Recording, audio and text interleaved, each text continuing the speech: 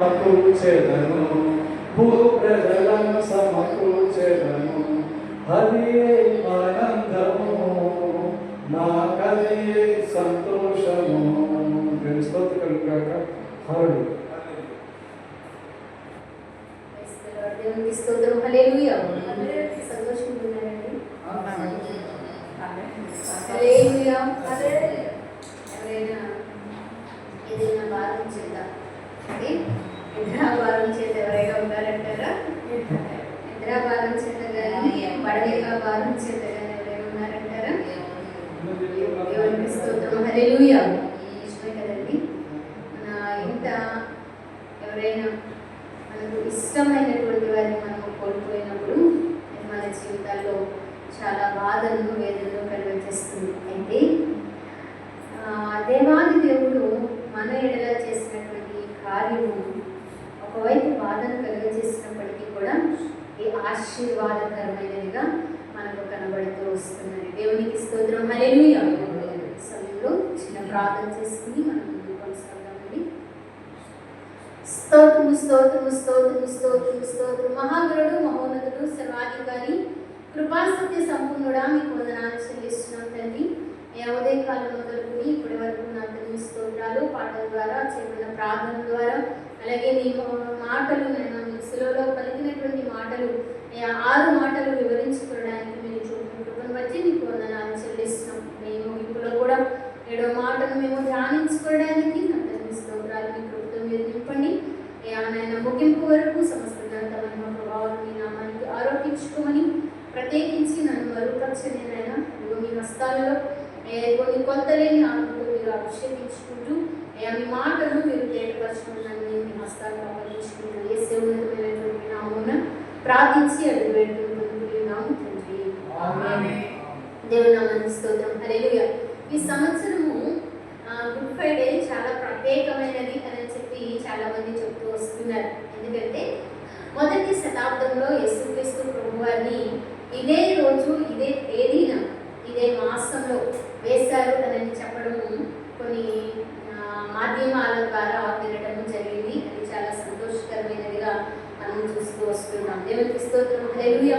ఇంత మాత్రమే కాదు, మొట్టమొదటి విషయం ఏంటంటే ఇదే డేటు ఇదే తేదీ వేయడం తేదీ మాసము అలాగే వారం కదండి. అది ప్రత్యేకమైనది. రెండో విషయాన్ని మనం ఆలోచన చేసినట్లయితే ఈ లోకంలో ఒక వ్యక్తిని మనం ప్రేమించినప్పుడు మన ఫిబ్రవరి మాసంలో మనం చూస్తూ వచ్చాం కదండి.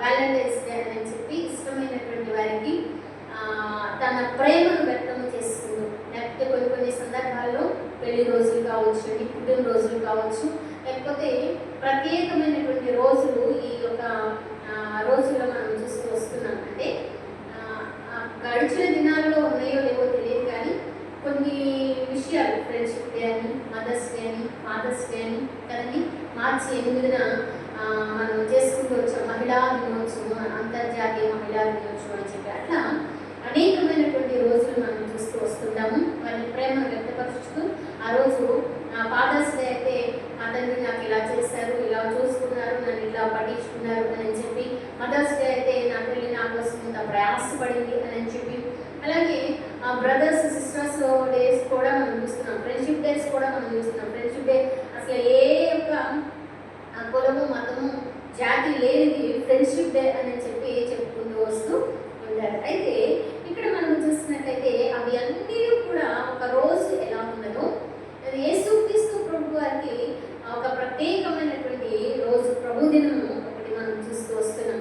వాటిల్లో ఈ లోకంలో ఉన్నటువంటి వ్యక్తులు వారిని ప్రేమించిన వారికి అవతల వారి ఇష్టాలను బట్టి వారు ప్రవర్తిస్తూ ఉండవచ్చేమో, కానీ మనము అలోక్యులమై ఉన్నప్పటికీ, అందుకని రోమాపత్రిక 5వ అధ్యాయంలో మనం చూస్తున్నట్లయితే మునుపు మనము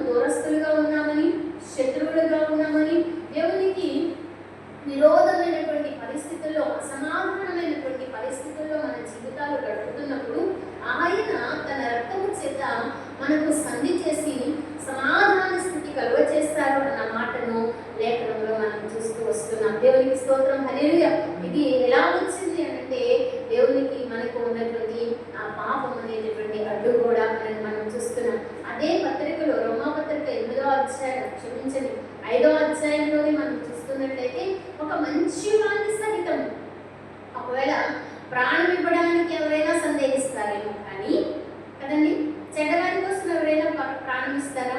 ఒకవేళ ప్రాణం పెట్టినా అది ఏదో ఒక స్వప్రయోజనం కోరుకుంటారు. ఇంకొకటి ఏంటంటే ఆ వ్యక్తికి మాత్రమే ఉపయోగపడుతుంది కదండి.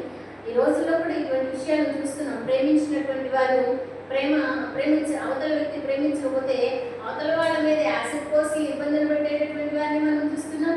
లేకపోతే మీరు ప్రాణాలు తీసుకునేటటువంటి వారిని కూడా ఈ లోకంలో మనం చూస్తూ వస్తున్నాం. అయితే ఒకవేళ అక్కడి వరకే ఆ కుటుంబానికి బాధ కలుగుతుందేమో కానీ అది క్షేమాన్ని మాత్రం ఎంత మాత్రమో కూడా ఇవ్వదు.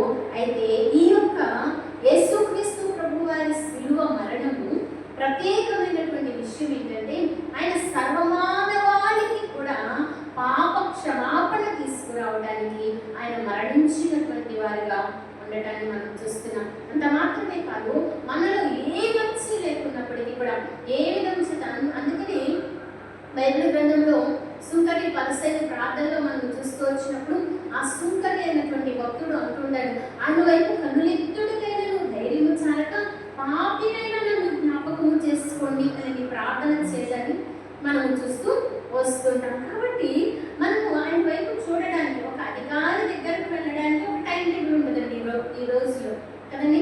ఒక సమయాన్ని తీసుకోవాలి, ముందుగా వెళ్ళి ఏ సమయానికి రమ్మంటారు, మీతో ఎలా మాట్లాడాలి ఇది అనుకుంటున్నాము, అపాయింట్మెంట్ తీసుకుంటూ వస్తుంటారు. అయితే మన దేవుని యొద్దకండి ప్రతి సమయంలో ఆయన కృపాశ్రమం ఎదుర్కొ రావచ్చుందండి. అంత మాత్రమే కాదు, ఆయన మనకు సమీపంగా మన కోసం ప్రాణం పెట్టినటువంటి వాడిగా ఆయన ఉండటాన్ని మనం చూస్తూ వస్తున్నాం. అయితే ఈ విషయాలన్నింటినీ కూడా మనం జ్ఞాపకము చేసుకుని ఆయన త్యాగాన్ని, నువ్వు నా కోసం మరణించవయ్యా, నువ్వు నా కోసం మరణించవయ్యా, ఇష్టం పడ్డవయ్యా, అయ్యా ఎంత ఇబ్బందులు పడ్డవయ్యా, రక్తం చిందించబడితే ఆ కొడాలు కొట్టేశారయ్యా అని చెప్పి మనం అంటూ ఉంటాము. కానీ ఈనాటి దినాల్లో మనం అంతకన్నా ఎక్కువగానే స్లో వేస్తున్నామేమో మన యొక్క పనుల ద్వారా.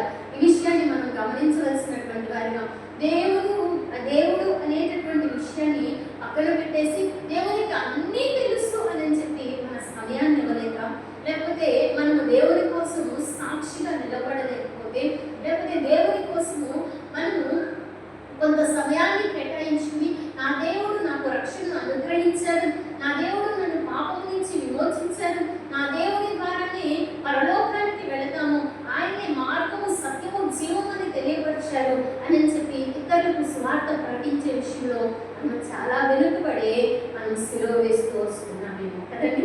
ఈనాటి దినాల్లో యెషయా గ్రంథం 53వ అధ్యాయంలో మనం చూసినట్టు ఆయన ఆ రోజుల్లో అలా నలగొట్టబడ్డారు.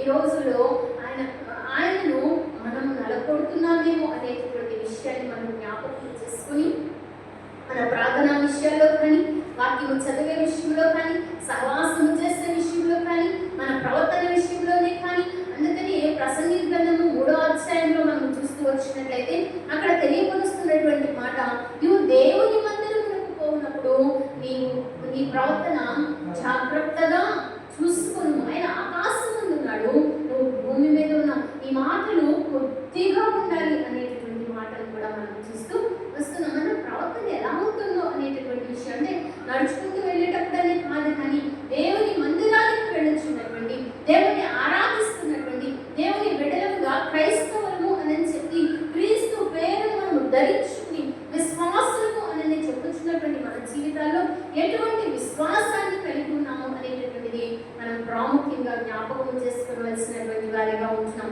విశ్వాసము అంటే నిరీక్షింపబడి వాటి యొక్క నిజ స్వరూపం, అదృశ్యమైనది ఉన్నవనటకు రుజువు.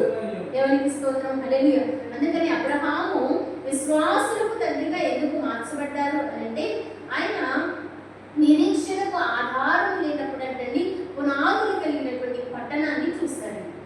మనం అనుకుంటూ ఉంటాం, ఏమనుకుంటాము, ఆయన సంతానం లేదు, 70 సంవత్సరాలు ఏదో చూశారు, వాగ్దానాన్ని ఇచ్చేస్తారు, ఆ వాగ్దానాన్ని పొందుకోవడానికి కూడా ఇంకా 40 సంవత్సరాలు ఎదురు చూసి 100వ సంవత్సరంలో సంతానం పొందుకున్నారు అనుకుంటాం. అది నమ్మి. కానీ ఇది విశ్వాసం. ఈ విశ్వాసం ఏంటంటే నువ్వు నీ తండ్రి ఇంటి నుంచి, నీ బంధువుల నుంచి, నీ రక్త సంబంధులు బయటికి రమ్మన్నప్పుడు ఎక్కడికి వెళ్ళాలో తెలియక ఆయన పునాదులు కలిగినటువంటి పట్టణాన్ని ఈనాటి దినాల్లో మనం ఏం చూడగలుగుతున్నాం? ఏం నిరీక్షణకు మనకు ఆధారం ఉన్నది. ఇప్పుడు ఇంత గొప్ప సాక్షి సమూహము మేఘం వలె మిమ్మల్ని ఆవరించి ఉంది అని చెప్పి హెబ్రీ పత్రిక 12వ అధ్యాయం మొదటి వాక్యంలో మనం చూడగలుగుతున్నాం. మన ముందు ఎంతో భక్తులు ఉన్నారు.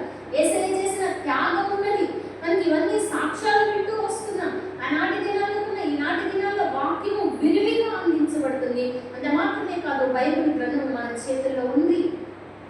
మనం తెలుసుకోగలుగుతున్నాం, చదవగలుగుతున్నాం. అయినప్పటికీ కూడా మనం సెలవు వేసుకుని వస్తున్నామేమో కదండి. సరే, మనం ఆలోచన చేస్తున్నాం. కానీ ఒక సమయంలో నేను ఒక వీడియో చూస్తున్నటువంటి సమయంలో ఒక వ్యక్తి అండి తన నాలెడ్జ్ పెంచుకోవడానికి ఈ బుక్స్ ఉంటాయి కదండి, లైబ్రరీస్, ఆ లైబ్రరీకి వెళ్ళి ఒక బుక్ని తీసుకుని వచ్చారంట. ఆ తీసుకుని వచ్చి తన దగ్గర పెట్టుకుని ఎన్ని సంవత్సరాలు? 40 సంవత్సరాలు పెట్టుకున్నాడంట. 40 తీసుకొచ్చాడు, అక్కడ పెట్టేసుకున్నాడు. కానీ దాన్ని మాత్రం తాను చదవలేదు. అది ఒకవేళ అదే లైబ్రరీలో ఉంటే ఎంతమందికి ఉపయోగపడేదో. అలాగే మనకు దేవుడు రాస్తున్నటువంటి ప్రేమ లేకపోయినటువంటి, లేకపోతే విలువైనటువంటి వాక్యము, ఇది ఆదరించేది, ధైర్యపరిచేది, లేకపోతే శాఖదించేది, లేకపోతే ఆయన చిత్తమును నెరవేర్చడానికి, ఆయన స్వారూప్యంలోనికి మనం ఆశపడడానికి, ఆయన ఏమై ఉన్నాడో అనేటటువంటి విషయం మనం గ్రహించుకుని మనము సమాజంలో ఏ విధంగా దేవుని ప్రతిబింబించాలో అనేటటువంటి విషయము తెలుసుకోవడానికి ఇవ్వబడినటువంటి లేఖను మన దగ్గర పెట్టుకుని తల కింద పెట్టుకునేటటువంటి వారు కదండి. ఏదైనా సమస్య వచ్చినప్పుడు గుండెల మీద పెట్టుకునేటటువంటి వారు, లేకపోతే బెడ్ మీద పడుకునేటటువంటి వారుగా ఉంటున్నారు. కానీ ఈ లేఖనాన్ని ఎంతవరకు హృదయంలోకి మనం తీసుకోగలుగుతున్నాం? అది సెలవు వేయడం కాదంటారా? ఎంతవరకు మనం ప్రార్థన చేయగలుగుతున్నాం? రోజుకు 2.5 గంటలు దేవునికి ఇవ్వవలసినటువంటి సమయం అయితే మనం ఎంతవరకు మన పనులకు మాత్రం అస్సలు సమయం ఇంకా సరిపోదు. ఎంత చేసినప్పటికీ కూడా సరిపోదు కదండి. నిజంగా ఈ లోకంలో బంధువులు వచ్చారు అని చెప్పి, చుట్టాలు వచ్చారు అని చెప్పి, ఏదైనా ఫంక్షన్ ఉంది అని చెప్పి మన పనులేమన్నా మానుకుంటున్నామంటారా? తినే విషయం మానుకోము, మాట్లాడే ఆ బంధువులతో మాట్లాడే విషయం మానుకోము, నిద్రపోయే విషయాలు మానుకోము, ఏ విషయాలు మానుకోము. మందిరాన్ని ఒకటే మరి మనం సెలవు వేయలేదా? ఒకసారి ఆలోచన చేసుకున్నాము. దేవుడు అంటున్నారు, ఆయన విననొల్లని ప్రజల కోసం మనం విననొల్లని ప్రజలు. ఎప్పటికీ ఆయన మరణించి 2026 సంవత్సరాలు అయిపోయింది. కానీ మనం ఇంకా అలాగే ఉంటూ దినదినము సెలవు వేయవారుగా ఉంటున్నామేమో. ఈ యొక్క మధ్యాహ్న సమయంలో మనం పరిశీలన చేసుకోవాలి. నేను తీసుకోవాల్సిన అంశం ఇది కాదు, కానీ దేవుడు ఇక్కడ నిలబడినప్పుడు వీటిని నడిపిస్తూ వస్తున్నాడు. అయితే మనం చూడండి లేఖనంలో. అంత మాత్రమే కాదు, యేసుక్రీస్తు ప్రభువారు శిలువ మీద 7 మాటలు మాట్లాడడాన్ని మనం చూస్తున్నాం. బైబిల్ గ్రంథంలో 7 చాలా ప్రాముఖ్యమైనదిగా. అంత మాత్రమే కాదు, దాంట్లో ఉన్నటువంటి విశిష్టత ఏంటంటే మనల్ని సంపూర్ణలను చేయాలి. 7 సంపూర్ణతకు సాదృశ్యం. అందుకని 6 దినాలు పనిచేసి 7వ దినము విశ్రమించారు అన్న మాటను కూడా లేఖనం మనము చూస్తూ వస్తుంటాం. కాబట్టి ఇక్కడ 7 అనేటటువంటి 7 సంఘాలను కూడా మనం చూస్తూ వస్తున్నాం కదండి. 7 ఆత్మల గలవాడు సంఘములతో చెప్పుచున్నటువంటి మాట అనేటటువంటి మాట, 7 దీపస్తంభాల మధ్య సంచరించేవాడు అనేటటువంటి మాటను లేఖనంలో మనం చూస్తూ 7 బోరలు, 7 ముద్రలు, ఇలా బైబిల్ గ్రంథంలో 7కు చాలా ప్రాముఖ్యత మనకు కనబడుతూ వస్తుంటుంది. కాబట్టి ఇక్కడ మనం ఆలోచన చేసినట్లయితే 7 మనకు సంపూర్ణతకు గుర్తు. ఈ లోకంలో ఒక వ్యక్తి మరణించినప్పుడు ఇందాక తల్లిగారు చెప్పారు, చాలా బాధ అనిపించింది. అంత మాత్రమే కాదు, తండ్రి గారు బాధ్యతను పిల్లలకు, అక్క వాళ్ళకు అప్పగించారు, అనగారికి అప్పగించలేదు అనేటటువంటి మాట కొంచెం నిజంగానే బాధ అనిపించింది.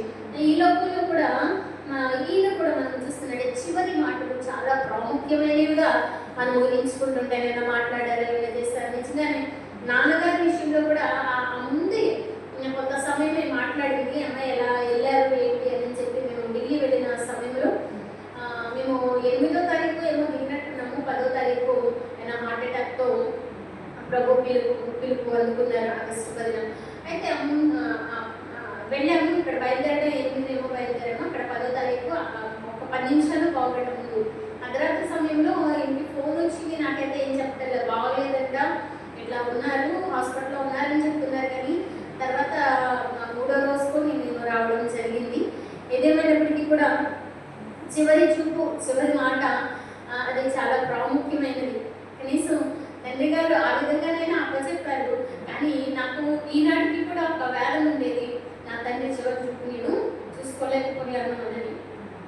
ఏదేమైనప్పటికీ ఈ శారీరకంగానే మనం ఇంత బాధపడుతూ వస్తున్నాం కదా, ఆత్మ సంబంధంగా దేవుడితో ఎడబాటు మన జీవితాల్లో చాలా భయంకరమైనది అనేటటువంటి విషయము జ్ఞాపకం చేసుకొస్తున్నాం. ఆత్మ సంబంధంగా మనకు దూరం అయిపోతే ఇంకా మనల్ని బాగు చేయగలిగినటువంటి వారు, మనల్ని సరి చేయగలిగినటువంటి వారు, ఆయనతో సమకూర్చగలిగినటువంటి వారు, లేకపోతే మన పాపములను క్షమించగలిగినటువంటి వారు, మనల్ని హక్కున చేర్చుకునేటటువంటి వారు, మనల్ని ఆదరించేటటువంటి వారు, మనకు తోడుగా ఉన్నాను అని చెప్పి ధైర్యం చెప్పగలిగినటువంటి వారు గారు, తల్లిలా మనను పాలించి పోషించి సంరక్షించేవారు ఎవ్వరు ఉండరు. కాబట్టి ఈ లోకంలో ఒకవేళ మనుషులకు దూరం అవ్వచ్చేమో, కానీ బంధాలకు దూరం అవ్వచ్చేమో, కానీ దేవునికి మనము దూరం కాకుండా మన భక్తిని మనం కాపాడుకునేటటువంటి వారిగా మనం ఉండాలి. దేవునికి స్తోత్రం, హల్లెలూయా. కాబట్టి ఇక్కడ మనం చూసినట్లయితే మనము సంపూర్ణంగా చేయడానికి ఆయన సంపూర్ణంగా 7 మాటలు మాట్లాడటాన్ని లేఖనంలో మనం చూస్తూ వస్తున్నాం. దేవునికి స్తోత్రం, హల్లెలూయా. అంత మాత్రమే కాదు, ఈ యొక్క మాటలు 7 సువార్తలలో, క్షమించండి, 7 మాటలు 4 సువార్తల్లో నుంచి క్రోడీకరించడం జరిగింది కదండి. 5వ సువార్త ఎవరంటారు? మనమే 5వ సువార్త కదా. మనకి స్తోత్రం. ఈ యొక్క సువార్త అంటే చాలా మంది శుభవార్త అంటారు. శుభవార్త లేదు, సువార్త లేదు. శుభవార్త అంటే లోకంలో మంచి కార్యాలు జరిగినప్పుడు, లేకపోతే ఒక వ్యక్తికి పిల్లలకు వివాహ సంబంధాలు కానీ, లేకపోతే పిల్లలు పుట్టడం కానీ, ఒక ఇల్లు కొనుక్కోవడం కానీ, ఒక వాహనం వస్తువు ఇలా కొనుక్కునే మంచి కార్యం, మంచి చేశారు, మంచి కార్యం చేశారు దేవుడు అని చెప్పి మనము అంటుంటాం. కానీ సువార్త అంటే యేసుక్రీస్తు వారి జనన, మరణ, పునరుద్ధానములను గురించి చెప్పడమే సువార్త. ఈ 4 విషయాలు మనము చూస్తూ వస్తుంటామండి. ఒకటి జననాన్ని గురించి మనం చూస్తాం, రెండోది ఆయన మరణాన్ని గురించి మనం చూస్తాం, పునరుద్ధానాన్ని గురించి మనం చూస్తాం, రెండవ రాకడని గురించి కూడా మనం ఈ 4 సువార్తల్లో మనం చూస్తూ వస్తూ ఉంటాం. కాబట్టి ఒక సమయంలో మనం ఈ విషయాన్ని మనం జ్ఞాపకం చేసుకోవాలి. అందుకని ఆయా కాలాల్లో ఉన్నప్పటికీ కూడా ఆ 4 సువార్తల్లో కూడా 7 అనేటువంటి మాటలు బయటకు రావడాన్ని మనము చూస్తూ వస్తున్నాం. అంత మాత్రమే కాదు, మానవుని సంఖ్య 6 కదండి. 6వ దినం మానవుని చేశారని. అందుకని ఉదయం 9 గంటల మొదలుకొని మధ్యాహ్నం 3 గంటల వరకు ఆయన శ్రమ అనుభవించినటువంటి వారి ఎవరి కోసము? మానవుని కోసమే. దేవునికి స్తోత్రం, హల్లెలూయా. మన కోసమే ఆయన శ్రమ అనుభవించినటువంటి వారి 6 గంటల చీకటిని మనం చూస్తూ వస్తున్నాం, 6 గంటల హింసను మనం చూస్తున్నాం, 6 గంటల తీవ్రమైన శారీరక బాధను మనము, శ్రమను మనము ఆ యొక్క శిలువలో మనం చూస్తూ వస్తున్నాం. ఇందాక దేవుడు దాసుని చెప్పినట్లు ముందు రాత్రంతా కూడా 9 గంటల వరకు ఆయన్ని పిలాతునంతకు, హేరోదునంతకు అటు ఇటు తిప్పుతూ వస్తున్నారు, తీర్పు తీరుస్తూ వస్తున్నారు, కొడుతూ వస్తున్నారు, హేళన చేస్తూ వస్తున్నారు, ఉమ్మి వేస్తూ వస్తున్నారు. అసలు నిజంగా ఈ సమయంలో మనం ఉదయకాలం నుంచి ఇప్పటి వరకు కూర్చోడానికి ఇబ్బంది పడిపోతున్నాం. అది బయట ఎండలో ఆయన ఆధారం లేకుండా ఆ శిలువకు వేలాడుతున్నటువంటి అది ఊహించుకోవడానికి చాలా బాధగా అనిపిస్తుంది. ఆయన అంత బాధను ఎవరి కోసం అంటే మన కోసమే అనుభవించారు. ఈ మాటను మనం చెప్పుకొని విడిచిపెట్టడం కాదు, కానీ నిజంగా మన తల్లిదండ్రులు మన కోసం పడే ప్రయాస మనం గుర్తించినప్పుడు ఆ ప్రయాసకు తగినట్లుగా మనల్ని మనం మలుచుకుంటాం కదండి. అలాగే మన తండ్రి, పరమ తండ్రి మన కోసం పడిన ప్రయాసం మనం గుర్తించినప్పుడు ఆయన చిత్తాన్ని, ఆయన ఉద్దేశాన్ని, ఆయన ఆలోచనను నెరవేర్చడానికి మనల్ని మనం ఆయనకు అప్పగించుకుంటూ వస్తుంటాం. కాబట్టి ఈ సమయంలో ఈ విషయాన్ని మనం జ్ఞాపకం చేసుకున్నాం. ఎలా క్షమించాలో, బాధలో ఎలా విశ్వాసంతో ఉండాలో, అంత మాత్రమే కాదు, కుటుంబాన్ని ఎలా ప్రేమించాలో, అలాగే మరణాన్ని ఎలా ఎదుర్కొనాలో, సమర్పణ కలిగి మన శ్రమలో ఉంటూనే, ఆ బాధలో ఉంటూనే, ఆయన హింసించబడుతూనే,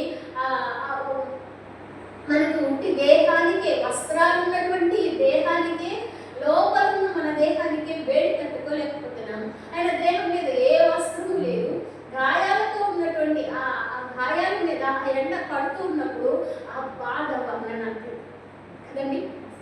అటువంటి సమయంలో కూడా ఆయన తన క్షమను వెల్లడి చేయడాన్ని మనము చూస్తూ వస్తున్నాం. ఎందుకో దేవుడు గడిచిన కొన్ని సంవత్సరాలుగా, క్రిందటి సంవత్సరము 7 అనేటటువంటిది 7 రంగులు రెయిన్బో ఉంది కదండి, వర్షరంగు ఉంటుంది కదా, దాంట్లో 7 రంగులు 7 మాటలకు సాదృశ్యము అని ధ్యానం చేస్తాం. ఎవరికి ఎంతమంది గుర్తుందో నాకు తెలియదు, కానీ దేవునికి స్తోత్రం, హల్లెలూయా. అంతకుముందు సంవత్సరము 7 మాటలు 7 సంఘాలకు అనేది ధ్యానం చేస్తాం. ఈరోజు నిన్న కాల సమయంలో నేను దేనికోసం సిద్ధపడాలని ప్రార్థన చేసుకుంటూ వచ్చాను, కానీ నాకు రాత్రి వరకు కూడా ఏ తలంపు ఇవ్వలేదు. మధ్యరాత్రి 2 గంటల సమయంలో ఖచ్చితంగా ప్రతిరోజు నేను లేస్తాను. ఆ సమయంలో లేచినప్పుడు చిన్న ప్రార్థన చేసుకుంటే దేవుడు ఒక తలంపు ఇచ్చారు. ఏంటంటే పరలోక ప్రార్థన. పరలోక ప్రార్థనలో 7 అంశాలు ఉన్నాయి. ఆ 7 అంశాలు 7 మాటలకు క్లుప్తంగా కనెక్షన్ చేసుకుని లేఖనాన్ని మనం ముగించుకుంటూ వద్దాము. దేవునికి స్తోత్రం, హల్లెలూయా. ఇక్కడ మనం చూస్తూ వచ్చినట్టయితే మొట్టమొదటి మాట ఏంటంటే, దేవుని వాక్యంలో మనకు తెలిసినటువంటిదే కదండి ఈ మాట.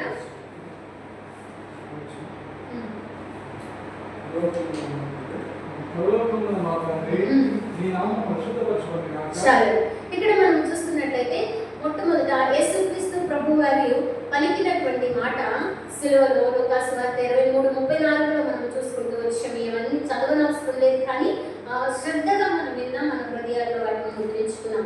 తండ్రి మీరేమి చేయించున్నారో మీరు ఎరుగరు కనుక మీరు క్షమించండి అన్న మాటను మనం చూస్తున్నాం.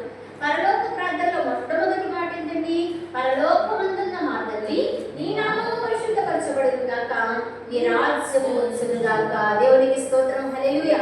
మనకు ఆయన ప్రార్థన నేర్పుతున్నారు. ఆనాడు శిష్యులకు ప్రార్థన నేర్పారు. అంత మాత్రమే కాదు, ఆయన సిలువలో వేలాడుతూ కూడా ఆయన మనకు ప్రార్థనను నేర్పడాన్ని మనం చూస్తూ వస్తున్నాం.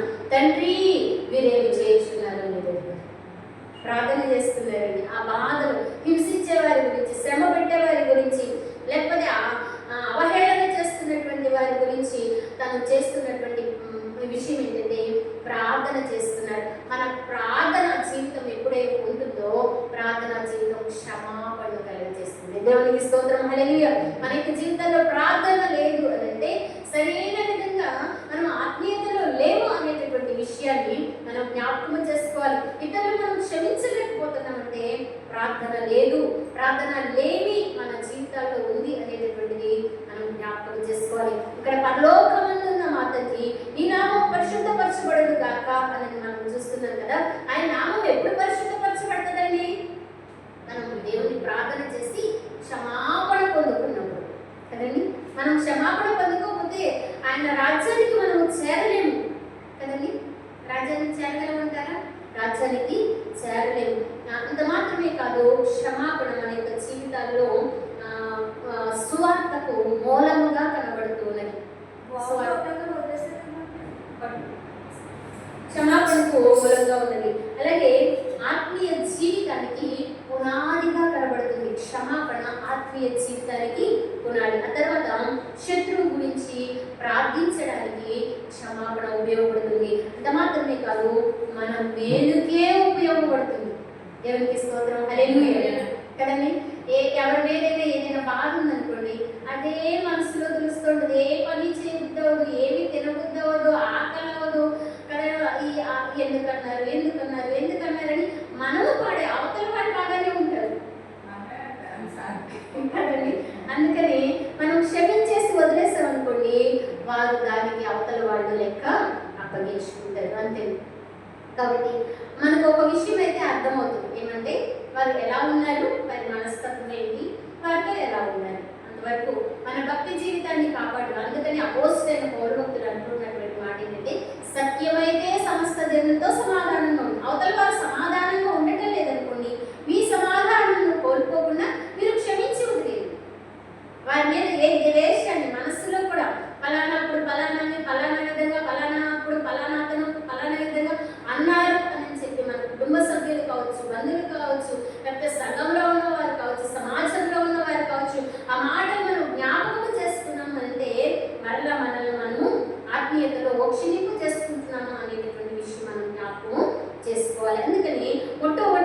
విషయాన్ని మనం చూసినట్లయితే ఇక్కడ మనకు తెలియపరచబడేటటువంటిది ప్రార్థన క్షమాపణను నేర్పిస్తుంది. ప్రార్థించినప్పుడు, అందుకని ఇక్కడ పరలోక ప్రార్థనలో కూడా ఇంకొక మాటను కూడా మనం చూడగలిగినట్లయితే దేవుని వాక్యంలో మీలో ఎవరి మీద నేను కోపం ఉంటే లేకపోతే మీరు వెంటనే బలిపీఠం వద్దే ఆ బలి అర్పించకుండా ముందు వెళ్ళి సమాధానపడి వచ్చి ఆ బలి అర్పించండి అనే మాటను కూడా మీ అర్పణను విడిచిపెట్టి సమాధానపడడం అనేటటువంటి మాటను లేఖనంలో మనం చూస్తూ వస్తున్నాం.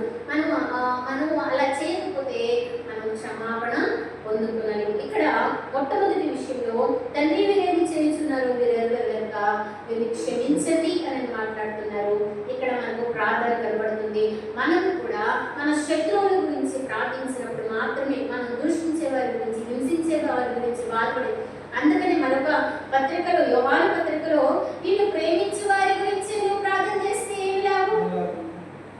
అన్యులు కూడా అలాగే చేస్తారు కదా. నిన్ను ద్వేషించే వారి గురించి కూడా ప్రార్థన చేయుడి అన్న మాటను మనం లేఖనంలో చూస్తూ వస్తున్నాం. ఈ క్షమా గుణము మనం నేర్చుకోవాలి. రెండో మాటను మనం చూస్తున్నట్లయితే ఇక్కడ అంటున్నటువంటి మాట లూకాసు వార్త 23:43 నేడు నీవు నాతో కూడా పరదేశంలో ఉందని నిశ్చయముగా నీతో చెప్పుచున్నాను. రెండో మాట మనం చూస్తే నీ రాజ్యము వచ్చునుగాక.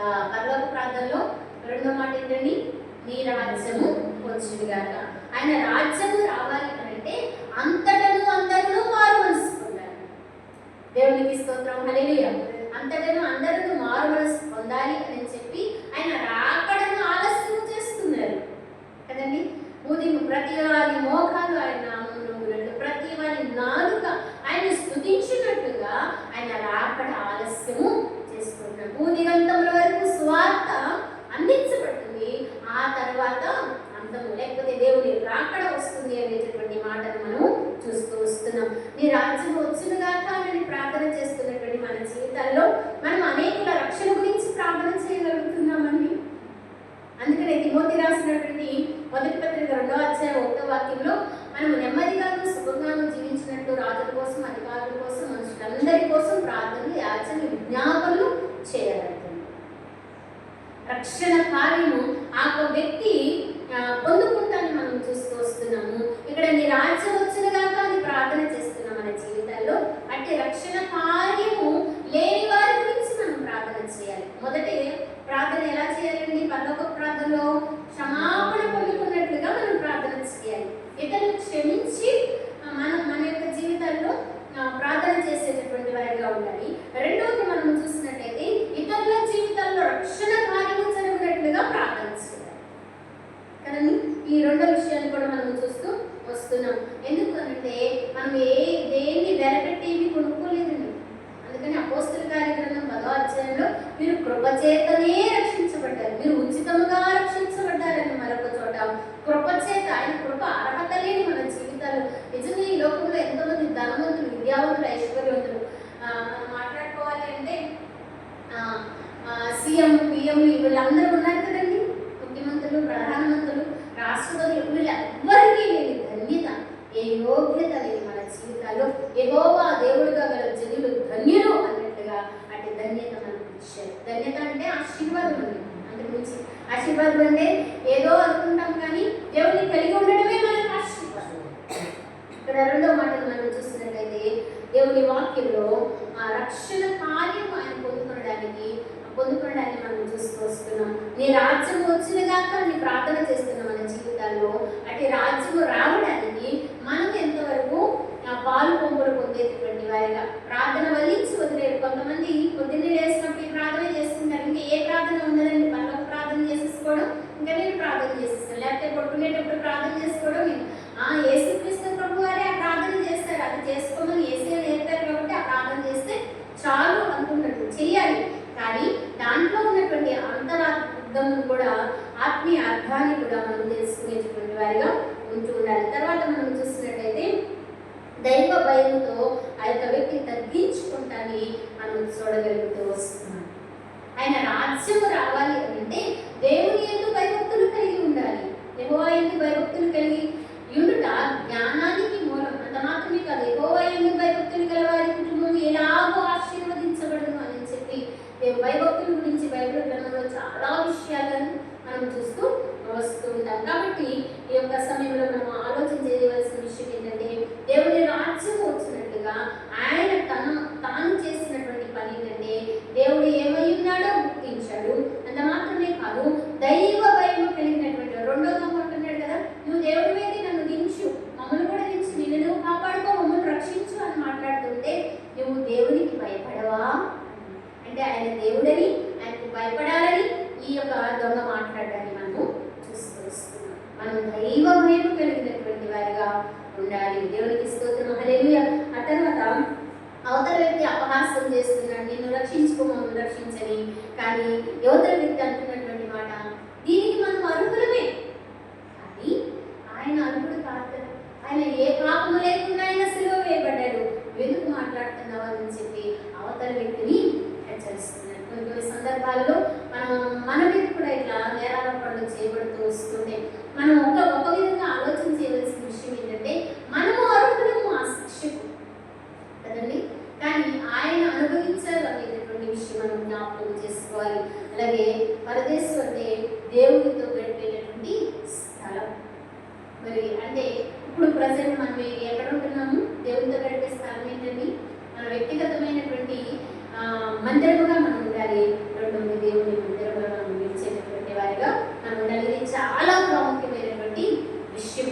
అందుకని ఆది అపోస్తుల ఈ మాట నేను ప్రతి సమయంలో కూడా చెప్పడానికి ఇష్టపడుతున్నాను. ఆది అపోస్తుల బోధేందు, సహవాసమును, రొట్టె విరుచుటేందు ఎడతెగకుండా ఉండాలి అని చెప్పి వాక్యం సెలవిస్తుంది. మనం ఒకవేళ మండేటటువంటి పొయ్యిలో కట్టె పెట్టకుండా పక్కన పెడితే ఒక్క కట్టెని పక్కన తీసేస్తాం అనుకోండి, ఆ కట్టె ఎలా ఉంటుంది, కాలిపోతుంది కదా నువ్వు. అలాగే మనం మందిరంలో ఉన్నప్పుడు ఒకరి చేత ఒకరు పుడుకొల్పబడుతూ, ఒకరికి ఒకరు ప్రార్థన చేసుకుంటూ, వాక్యం చేత హెచ్చరించబడుతూ, సరి చేసుకోవాల్సింది సరి చేసుకుంటూ, అలాగే దేవునికి మరి దగ్గరగా సమీపస్తులుగా మనం ఉండడానికి అవకాశము ఉంటూ వస్తుంది. దేవునికి స్తోత్రం, హల్లెలూయా. రెండు విషయాలు మనం జ్ఞాపకం చేసుకున్నాం. మూడో విషయం ఏంటంటే, ఇక్కడ చూస్తున్నా అమ్మ ఇదిగో నీ కుమారుడు అని చెప్పి, ఇదిగో నీ తల్లి అని చెప్పి అక్కడ బాధ్యతను ఇవ్వడానికి మనం చూడగలుగుతూ వస్తున్నాం. దేవునికి స్తోత్రం, హల్లెలూయా. అందుకని ఇక్కడ మనం చూసినట్లయితే పరలోక ప్రార్థనలో నీ చిత్తము పరలోకమందు నెరవేరినట్లు భూమి యందును నెరవేరుగాక. దేవునికి స్తోత్రం, హల్లెలూయా. యేసుక్రీస్తు ప్రభువారు పరలోకంలో తన తండ్రికి విధేయత చూపినటువంటి వాడే తన తండ్రి చిత్తాన్ని నెరవేర్చడానికి ఈ లోకానికి వచ్చారు కదండి. అంటే తన బాధ్యతను నెరవేరుస్తున్నారు. అంత మాత్రమే కాదు, భూమి మీద కూడా తన బాధ్యతను నెరవేరుస్తున్నారు. పరలోకపు తండ్రి, మన సృష్టికర్త, లేకపోతే మనను పాలించేటటువంటి వాడైనటువంటి దేవాది దేవుడికి, రాజు ప్రభు అయినటువంటి పరమ తండ్రికి ఆయన లోబడుతూ వస్తున్నాడు. అంత మాత్రమే కాదు, తన కలిగినటువంటి తల్లికి కూడా ఆయన విధేయత చూపి తన బాధ్యతను నిర్వర్తిస్తున్నటువంటి వ్యక్తిగా మనకు కనబడుతూ వస్తున్నాడు. కాబట్టి ఒక మధ్యాహ్న సమయంలో మనము ప్రపంచాన్ని రక్షించే ముందు ఆయన అంటున్నాడు, యేసుక్రీస్తు ప్రభువు తన తల్లిని రక్షించాడు కదండి. నిజంగా మన పిల్లలకి ఏదైనా చిన్న దెబ్బ తగిలితేనే ప్రాణం విడవేలాడిపోతుంది. అసలు ఆ సుమియోను అనేటటువంటి ప్రవక్త దగ్గరకు తీసుకువెళ్ళినప్పుడే 8వ రోజు కదండి, ఆయన చెప్తూ ఉంటారు, ఈ గుండెలో నుంచి, ఈ గర్భంలో నుంచి ఖడ్గము దూసుకువెళ్తుంది అన్న మాట మనం అనిపిస్తాం. నిజంగా అది ఖడ్గమే. ఖడ్గంతో ఒకవేళ పొడిచిన ఒకవేళ తప్పొచ్చేమో కానీ ఈ వేదన తగ్గేటటువంటిది. అంత వేదన ఆ యొక్క తల్లి మరియమ్మ గారు అనుభవించడాన్ని మనం చూస్తున్నాం. అది చూసినటువంటి ఆయన తను ఆ సమయంలో కూడా తన బాధ్యతను నిర్వర్తిస్తున్నటువంటి వాడిగా ఉంటున్నారు. మనం క్రైస్తవులుగా కుటుంబ బాధ్యతను నిర్వర్తించుకుంటూ అలాగే దైవికమైనటువంటి బాధ్యతలను కూడా నిర్వర్తించేటటువంటి వారిగా ఉన్నారు. దైవికమైన బిడ్డలము, విశ్వాసము అని చెప్పి కుటుంబాన్ని నిర్లక్ష్యము చేయకూడదు. ఆత్మీయత పేరుతో బాధ్యతలు మనం విడిచిపెట్టకూడదు. తల్లిదండ్రుల సంరక్షణ మనం విడిచిపెట్టకూడదు. అలాగే కుటుంబాన్ని కాపాడితేనే ఆత్మీయతను మనం కాపాడుకునేటువంటి వారిగా ఉంటుంటాం. చాలా సందర్భాల్లో కుటుంబాన్ని పట్టించుకోరు, పరిచర్యలకు వెళ్ళిపోయేటటువంటి వారిని మనం చూస్తూ వస్తున్నాం. కానీ కుటుంబానికి కావలసిన సమస్తాన్ని కూడా సిద్ధపరచవలసింది యజమానుడే. దేవునికి స్తోత్రం. హల్లెలూయా. కాబట్టి ఇక్కడ మనం చూస్తున్నట్లయితే తల్లిని ఓదారుస్తున్నాడు, లేకపోతే తన బాధ్యతను తను అక్కడ నిర్వర్తించడాన్ని మనం చూస్తూ వస్తున్నాం. అందుకని అంటున్నాడు, పరలోకమందు నేను ఎలా నెరవేర్చాను, భూమి మీద కూడా అలా నెరవేరుస్తున్నాను. మీరు కూడా పరలోకపు తండ్రికి విధేయులై ఉండాలి, భూలోకంలో ఉన్న తల్లిదండ్రులకు కూడా విధేయులై ఉండాలి. మీకు ఏ యొక్క కుటుంబం ఇచ్చాము, ఏ యొక్క బిడ్డలు ఇచ్చాము, లేకపోతే ఏ పరిచయం ఇచ్చారు, ఏ యొక్క పనిని ఇచ్చారో, ఏ ఉద్యోగం ఇచ్చారో, వ్యాపారం ఇచ్చారో, వాటన్నిటిలో కూడా వాళ్ళ నమ్మకమైనటువంటి వారిగా మన బాధ్యతలు నిర్వర్తించుకునేటటువంటి వారిగా మనం ఉండాలి అని చెప్పి లేఖనం ద్వారా మనకు అర్థమవుతూ వస్తున్నది. పరలోక ప్రాంతంలో అలాగే సెలవులు 3 మాటలు మనం ధ్యానించుకున్నాం కదండి. 4వ మాటలు మనం చూస్తున్నట్టయితే ఇక్కడ అంటున్నాడు, నా దేవా నా దేవా నన్ను ఎలా చేయి విడిచిపోయి. ఇది యేసుక్రీస్తు ప్రభువారు 22వ కీర్తనలో నా ప్రవచనము నెరవేరుకుని ఇక్కడ మనం చూస్తూ వస్తున్నాం. దేవునికి స్తోత్రం. హల్లెలూయా. అయితే ఇక్కడ మనం చూస్తున్నట్లయితే పరలోకపు ప్రార్థనలో దీనికి మా అనుదిన ఆహారం మాకు దయచేయుము. దేవునికి స్తోత్రం. హల్లెలూయా. ఎంత చీకటి, ఎంత శ్రమ, ఎంత వేదన, ఎంత పాపము ఉన్నప్పటికీ కూడా దేవునికి మనం దూరంగా ఉండకూడదు, కానీ దేవునికి దగ్గరగా ఉండటానికి మనల్ని మనం అప్పగించుకునేటటువంటి వారు. ఆయన ఆ సమయంలో ఎందుకు విడనాడబడ్డారు అనేటటువంటి మనకు తెలిసింది. మనం పాపం అంతా కూడా ఆయన వేయబడటాన్ని బట్టి. అందుకని దాంట్లో కూడా మనం చెప్పుకున్నాం 7 మాటల్లో ప్రతి మాటలో తండ్రి తండ్రి తండ్రి అని పిలుచుకుంటూ వస్తారు. కానీ ఆ ఒక్క మాటలో నా దేవా అంటే నువ్వు దేవుడు, నా దేవుడు అయి ఉన్నావు అని చెప్పి అక్కడ మాట్లాడడాన్ని మనం చూస్తూ వస్తున్నాం. కాబట్టి ఆయన దేవుడిగా, ఈయన అక్కడ మనకు కనబడే విషయం పరిపూర్ణ మానవుడిగా మనం బలియాగాన్ని అర్పించడానికి ఆయన వచ్చినటువంటి క్రీస్తుగా మనకు కనబడుతూ వస్తున్నాడు. ఆ సమయంలో ఆయన విడవబడకపోతే సంపూర్ణ మానవుడు అయితే ఆ విధంగా విడిచిపెట్టకపోతే ఈ బలియాగం జరగలేదు. ఈ బలియాగం జరగకపోతే మనకు పాప క్షమాపణ ఉండదు. ఆ ఒక్క సెకండే ఆయన భరించలేకపోయారు. మనం ఎన్ని దినాలు దేవుడికి దొరుకుతాం, ఎన్ని నిద్రలేని రాత్రులు గడుపుతాం, ఆకలి తప్పులు గడుపుతాం, మనశ్శాంతి లేని పరిస్థితులు మనం చూస్తూ వస్తుంటాం. ఆవేదనతో, ఆక్రమణతో, కొన్ని సమయాల్లో కన్నీరు ఎందుకు వస్తుందో తెలియదు, వచ్చేస్తూనే ఉంటుంది. కానీ దేవుని దగ్గరకు సరైన విధంగా దేవుని వాక్యం సెలవిస్తుంది, ఆయనకి దూరంగా ఉన్న ఏది కూడా చేయడు. అందుకని యెహోవాని విడిచి వేరొకరిని అనుసరించు వారికి శ్రమ విస్తరిస్తుంది. ఒక శ్రమే కదా, విస్తరిస్తూ పోతుంటాడు. కాబట్టి మనం ఆలోచించేద్దాం, మన జీవితాల్లో ఆధారమైనటువంటి పరిస్థితి, ఆ పాపాన్ని మనం మోసుకుంటూ వస్తున్నాం. పాపాన్ని మనం విడిచిపెట్టగలిగినప్పుడు, అక్కడ దైవికమైన కార్యం జరగగలిగినప్పుడు మనము ఆత్మీయంగా బలపరచబడతాం. ఆ విషయాన్ని అక్కడ ఆయన విడువబడటం, ఆయన శరీర మాంసాలు తీసుకోవడానికి మనం సిద్ధపరుస్తున్నారు. దేవునికి స్తోత్రం. హల్లెలూయా.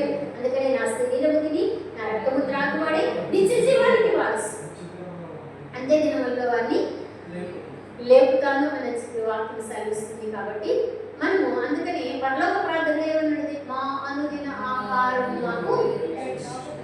యేసుక్రీస్తు ప్రభువారు అన్నాడు, రొట్టె మూలంగా మాత్రం కాదు కానీ దేవుని నోట నుంచి వచ్చి మాట వల్ల బతుకుతారు. కానీ ఈ లోకంలో ఆహారం మనం బ్రతికిస్తుంది, అది వేరే విషయము.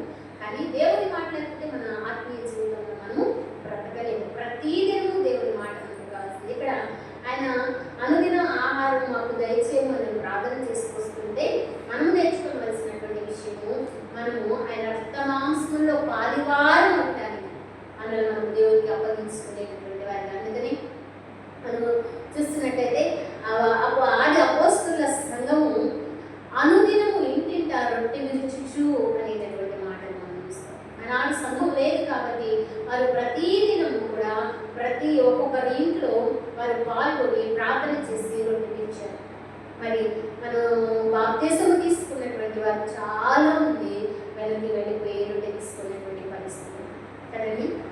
అంత మాత్రమే కాదు, సొంతగా వారికి వారు ప్రయత్నం చేసేటటువంటి పరిస్థితి. అంత మాత్రమే కాదు, కొన్ని విషయాల్లో మనం చూసినట్లయితే బాప్తిస్మాలు కూడా తీసుకోకుండా దేవునికి దూరంగా ఇంకా నాకు కొన్ని పనులు ఉన్నాయి, కొన్ని ఇంకా సమయం ఉంది. కానీ దేవుని వాక్యం సెలవిస్తున్నటువంటి మాట ఏంటంటే ఇదే అనుకూల సమయము, నేడే రక్షణ దినం. ఇంత గొప్ప రక్షణ నిర్లక్ష్యం చేస్తే ఎలా తప్పించుకుంటాం? దేవునిలో మనం తప్పించుకున్నది రక్షణ వేరండి, మారు మనసు వేరు. బాప్తిసం తీసుకున్నంత మాత్రాన, నీళ్ళలో మునిగి లేసినంత మాత్రాన అయిపోదు. కానీ మారు మనసు కలిగినప్పుడు మాత్రమే మన జీవితాల్లో దేవుని కార్యాన్ని మనం చూడగలుగుతూ వస్తుంటాం. ఇక్కడ 4వ విషయాన్ని మనం చూసినట్లయితే శిలువలో చెప్తున్నారు, ఆయన నా దేవా నా దేవా నా నేల చేయి విడిచిదివి అని చెప్పి, ఇక్కడ మా అనుదిన ఆహారం మాకు దయచేయము అని చెప్పి పరలోక ప్రార్థనలో ఉంది. ఆయన విడవబడుట మనకు అనుదిన ఆహారం, లేకపోతే ఆయన రక్త మాంసంలో పాలివారం అవ్వడానికి దేవుడు కృప చూపించినటువంటి వారిగా ఉంటున్నారు. 5వ మాటను మనం చూసినట్లయితే యోహాను సువార్త 19:27లో నేను తప్పికొనుచున్నాను అనేటువంటి మాటను మనం చూస్తాము. కీర్తన 69:21లో లేఖన నెరవేర్పు అక్కడ జరుగుతూ వస్తుంది. నిజమైన మానవుడు చివరి దాకా కూడా కొనసాగినటువంటి పరిస్థితిని మనం చూస్తున్నాం కదండి. చివరి క్షణంలో కూడా ఆయన మానవుడిగా తప్పికొనుచున్నాను అంటున్నాడు. అంత మాత్రమే కాదు, జీవజలాన్ని ఇచ్చేటటువంటి జీవ ప్రదాతే తప్పికొనడాన్ని మనము చూస్తూ వస్తున్నాం. ఆయన ఏ తప్పిక కలిగి ఉన్నారండి? ఉదయకాల సమయంలో నేను ఒక జూమ్లో అటెండ్ అవ్వడం జరిగింది. ఆయన చెప్తున్నటువంటి ఈ లోకంలో చాలా తప్పికలు ఉంటాయండి మనుషులకి. ధనాపేక్ష, ధనాన్ని సంపాదించుకోవడం, ఆస్తిని సంపాదించుకోవడం, ఇల్లు వస్త్రాన్ని సంబంధమైన సంపాదించుకునేటటువంటి వాటి మీద దాహాన్ని కలిగి ఉంటారు అని చెప్పి ఒక దైవజనం చెప్పడం విన్నాను. అయితే మనము సంపాదించుకోవలసింది ఏంటంటే ఆత్మలను సంపాదించుకోవాలి. ప్రతి ఒక్కరు ఇప్పుడు రక్తమాంసంలో పాలువారం అవుతున్న మన యొక్క జీవితాలు. కొరింథీ పత్రిక 11వ అధ్యాయంలో అదే చూస్తాం. దీంట్లో చేయించే ప్రతి ఒక్కరూ కూడా నా గురించి ప్రచురం, నన్ను జ్ఞాపకము చేసుకుంటూ మాత్రమే కాదు, నా గురించి ప్రచురణ చేయండి, ప్రకటించండి అని చెప్పడానికి మనం చూస్తున్నాం. ఎంతవరకు మనం ప్రకటిస్తున్నామండి? మాకైతే ఒక అలవాటు ఉంటుంది. మేము ఏ బస్సులో కానీ, ట్రైన్లో కానీ, లేకపోతే పక్కన ఏదైనా హాస్పిటల్కి వెళ్ళినా పక్కనే ఎవరైనా కూర్చుంటే వాళ్ళకి కలిపి మరీ మాట్లాడుతూ ఉంటుంటారు. ఏం చేస్తున్నారు, ఎలా ఉన్నారు? ఏం కాదండి, మేము ఇట్లా అండి, మేము నమ్ముకున్నది నా సాక్ష్యం చెప్తున్నాను అని చెప్పి కొంచెం చిన్న సాక్ష్యం చెప్తూ కొంచెం వాళ్ళు ఫ్రీ అవుతారు. ఇట్లా జరిగింది చెప్పాలండి ఖచ్చితంగా. ఆ సాక్షి మనము చెప్తూ ఉన్నప్పుడు కొంచెం దేవుడి మీద విశ్వాసం లేకపోతే నమ్మకం కలుగుతుంది. అప్పుడు ఆయన నిజ రక్షకుడిగా మనం వాళ్ళ ముందు ప్రత్యక్షపరిచేటటువంటి వారిగా మనం ఉంటూ ఉండాలి. ఇక్కడ చెప్తున్నారు, ఆయన దప్పికొని ఉన్నారు, ఆయన బాధ్యతను మనం తీసుకునేటటువంటి వారిగా ఉంటుండాలి. అందుకని అంత మాత్రమే కాదు, ఆత్మీయతలో మనము ఎక్కువ దాహం కలిగినటువంటి వారి, ఆత్మీయ జీవితంలో దాహం కలిగినటువంటి వారి, ప్రార్థన గురించి, వాక్యం గురించి, సంభాషణ గురించి, వీటన్నిటిని మనం జ్ఞాపకం చేసుకోవాలి. ఇంకా సమయం లేదు కాబట్టి నేను ముందుకు వెళ్తున్నాను. ఈ ప్రపంచంలో దాహాన్ని తీర్చగలరు కానీ అస్సలైన దాహాన్ని తీర్చేది యేసుక్రీస్తు ప్రభువారు. మన ఇక్కడ అస్సలైన దాహం తీర్చగలిగిన వారు ఎవరండి? యేసుక్రీస్తు. ఈ లోకంలో కొన్ని దాహాలు తీరుతాయేమో కానీ అసలైన దాహాన్ని తీర్చగలిగేది ఆయన మాత్రమే. అందుకని ఆ లేఖన భాగంలో మనం చూసినట్లయితే నేనిచ్చు నీళ్లు త్రాగితే ఎన్నడూ కూడా దప్పికొనవు మాటలు లేఖనంలో మనము చూస్తూ వస్తున్నాం. తర్వాత 6వ మాటను మనం చూస్తున్నట్లయితే సమాప్తమైనది అనేటటువంటి మాటను మనం చూస్తున్నాం. ఈ యొక్క మాట దేనికి సాదృశ్యంగా ఉందంటే మమ్మల్ని శోధనలోకి తెగ దుష్టుల నుంచి తప్పించుము. అక్కడ విమోచన కార్యం జరిగింది. పాప విమోచన రుణ భారము మన మీద తీసివేయబడింది. కానీ ఈనాటి దినాల్లో కూడా పాత నిబంధనను, ధర్మశాస్త్రాన్ని, ఆచారాలను, అర్చనాలను కదండి, ఇవన్నీ కూడా చేస్తూ వస్తున్నారు.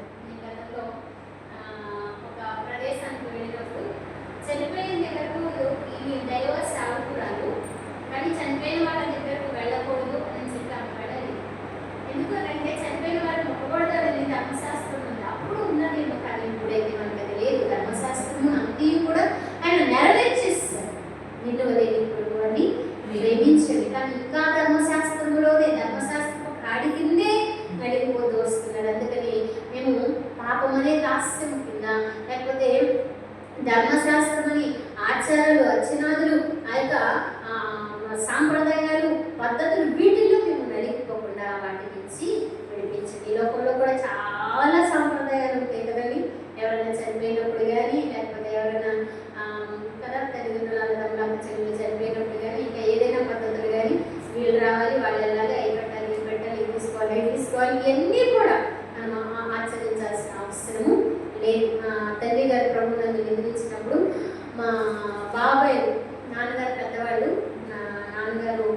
5 మగవారు అనమాట అండి సంతానం.